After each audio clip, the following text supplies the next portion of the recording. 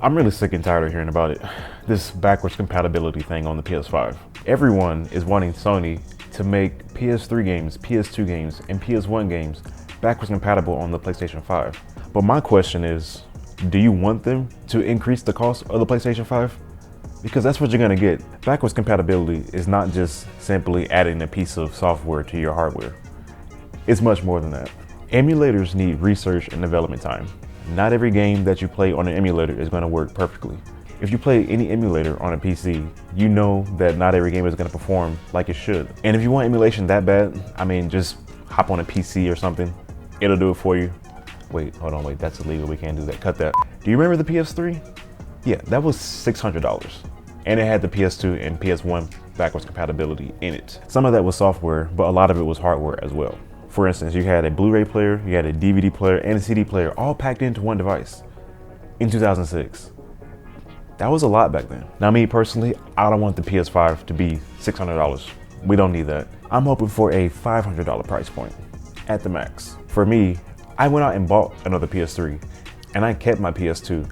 So me personally, I don't need backwards compatibility. For the PS4, just keep your PS4. What's wrong with that? What's wrong with having a PS4 Pro? They're awesome. Now, most PS4 games are confirmed to work on the PlayStation 5. This is due to the fact that they share a similar architecture with the AMD processor. But the PS3, it had a cell processor. The PS2 uses the Emotion engine. The PS1, God, I don't even remember. It's old. And not to mention there are licensing issues and some of the servers may be down, and just support for these games in general is non-existent. And that's not really cost effective for Sony. With the PlayStation 5, Sony is already selling their consoles at a loss. Sony has always been about pushing the new generation, the new games. These games are gonna be awesome. However, I'll admit, I am the rare exception. I actually play more older games than I do newer games. Speaking of that, I have a live stream this coming Thursday where you can watch me play PS3, PS2, and PS1 games on my channel. Shameless plug. And guess what? I'm doing this on the PS3 and the PS2, both of which are right over here. Yeah, it'd be so cool if we could play PS5, 4, 3, 2, and 1 all on one device. But man, it's gonna be so expensive. And man, there are gonna be bugs. And not every game is gonna work. Would you rather have a fully functioning, super awesome PS5 or a half-baked PS5 with some backwards compatibility for most games on the 4, 3, 2, and 1? I would rather have the PS5 run ultra smooth and just pull out some older consoles and play them when I want. Let me show you how easy it is to go pick up a PS3 or a PS2.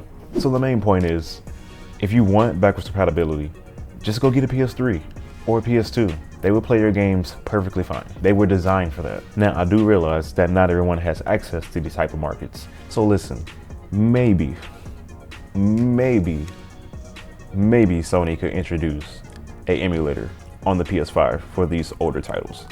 Maybe. You have to show Sony that they're actually gonna make a profit from something like that.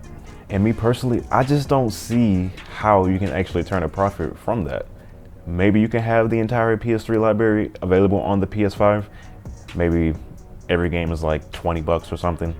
And you have an emulator that you can download for your 5. Maybe then it becomes profitable for Sony, but who's exactly buying these games? Yeah, it's people like me who want the nostalgia factor.